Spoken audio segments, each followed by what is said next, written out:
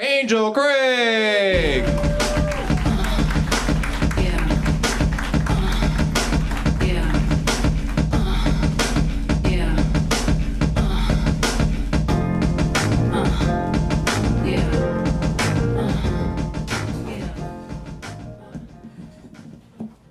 So I'm not a comedian. I'm actually a podcaster.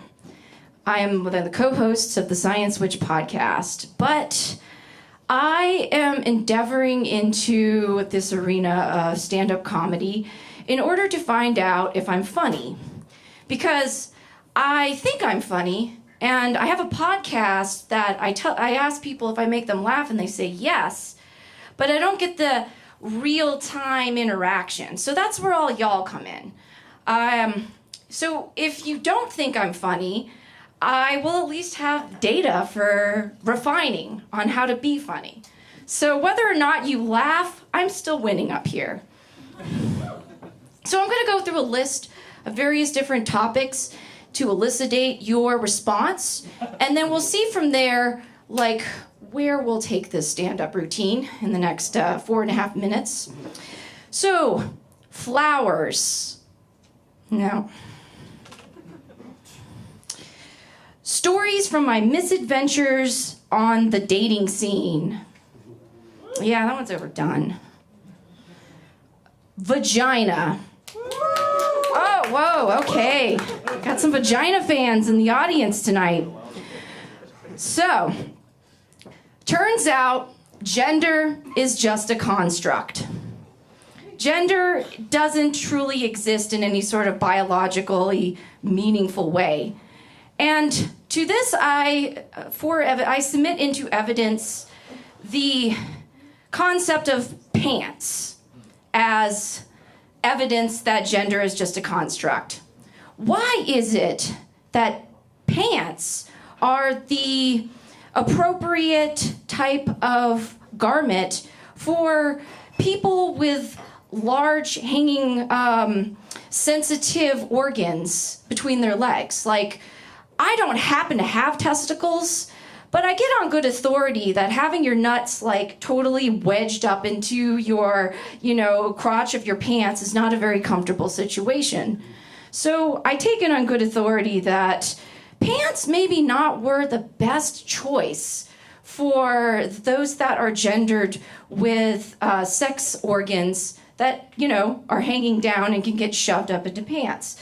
And so as sort of a way to illustrate how sex and gender are not one and the same, gender is completely constructed by societal constructs. And yes, I am totally TED Talkifying your comedy night tonight, y'all folks. Let's try another topic. How about this one? Gay animals. Okay. Who here has seen a gay animal, like in the act? Let me see you raise your hands. Okay. Well, it turns out animals are gay. They're getting it on. It seems that the more we look for homosexuality, the more we find it, much like Grindr.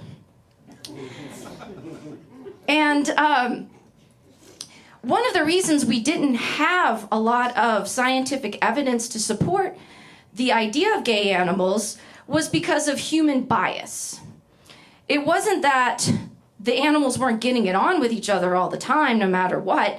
It was that the scientists that were supposed to be reporting it were not allowed to publish it, or they were going to moralize it and pretend like it was something disgusting. And so for everything, we've seen homosexuality expressed in everything from butterflies to bighorn sheep. They're all just fucking and getting it on. And it's not anything that isn't... So it turns out homosexuality is totally natural. But because of our own human morality and biases, we were in a lot of ways blind to what was like literally fucking in front of us for the longest time. And another thing that's interesting that we find out about from this now renewed research in gay animals is that it turns out, and I'm looking at you, last comic, bisexuality is the most adaptive form of sexuality. Because it turns out when you can pair bond with either sex, you have a much more likely chance of getting laid. And so maybe those of y'all who are seeming to really strike it out in the dating scene should take a note from nature and go ahead and be gay. So, well, thank you all so much for letting me TED Talkify your comedy routine tonight.